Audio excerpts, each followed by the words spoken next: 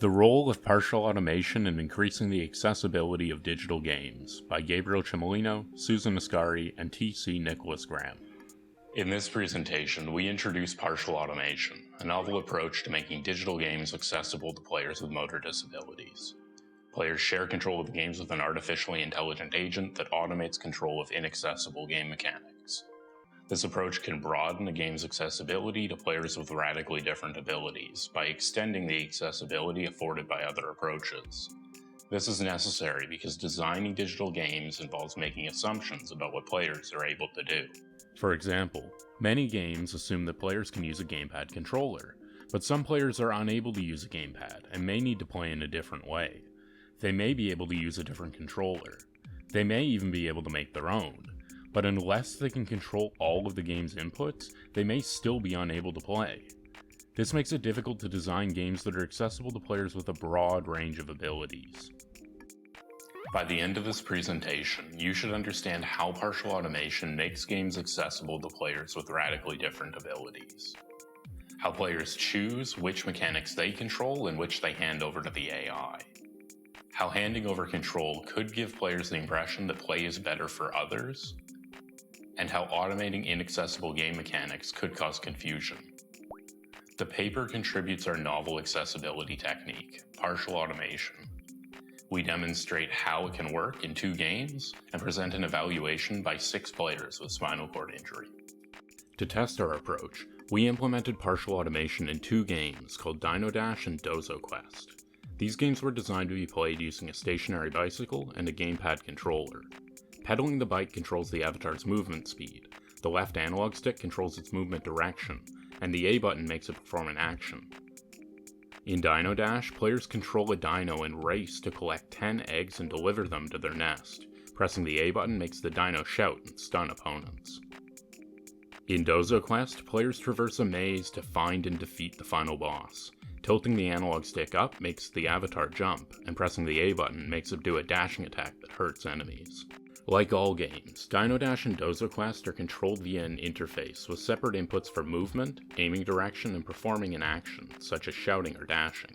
If even one of these inputs is inaccessible, then players may be unable to play at all, so partial automation provides an AI partner that shares control of the game. This enables players to use whatever inputs are accessible to them. For example, the AI can control movement while the player controls direction and action. So long as the player controls at least one game input, control of any combination of inaccessible inputs can be automated. Partial automation's role is to extend the accessibility of other approaches, so we tested its ability to make Dino Dash and Dozo Quest accessible to players with spinal cord injury. Dino Dash and Dozo Quest are universally designed games. They were designed for players who can use a bicycle and a gamepad. This made them accessible to 2 participants without adaptation, but the other 4 needed some modifications to play. They could not pedal the bike, and 2 were unable to use the gamepad, so we used interface adaptation to make gamepad controls more accessible.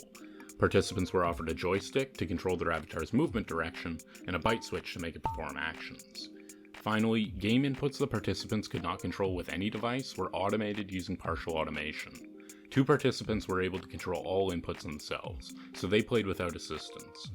The 4 participants who could not pedal the bike played with their avatar's movement automated, and the participant who could not use the gamepad or joystick played with its movement direction automated. This enabled everyone to play and perform essential gameplay activities, indicating that partial automation can enable players with radically different abilities to play. After playing the games, participants told us about their experiences. Overall, they were pleased with the game's accessibility. One participant said that partial automation opens up an avenue for people with different types of disabilities and different types of abilities to be able to play it. Another participant said that gaming was a beloved pastime that was no longer accessible to him. He said, "It allows you to let you think that you can still do something that, to be honest, you never thought you'd be able to do again." In this way, partial automation enabled participants to choose how they played. They enjoyed using devices that they found familiar and wanted to personalize their interfaces further with their own devices. Play made them feel rewarded for doing things they were good at doing, which made them feel competent. However, participants also said that controlling fewer inputs could give them the impression that play is better for others with abilities they lacked. Only 2 participants noticed the automation, which caused them some confusion. They had difficulty understanding what the AI was doing and why, which made learning to play harder. One participant was unsure which of his avatar's activities he could control, and another participant found it difficult to coordinate with the AI's movement in Dino Dash. It frustrated them when the AI would do things that they didn't like, so they wanted some way to guide its behavior. In summary, partial automation can make games accessible to players with radically different abilities. It can broaden a game's accessibility, acting as a last resort when other techniques fail. It enables players to take full advantage of their unique abilities and play in their own ways. And in future, designers need to avoid confusing players by supporting their understanding of the AI and enabling them to guide its behavior.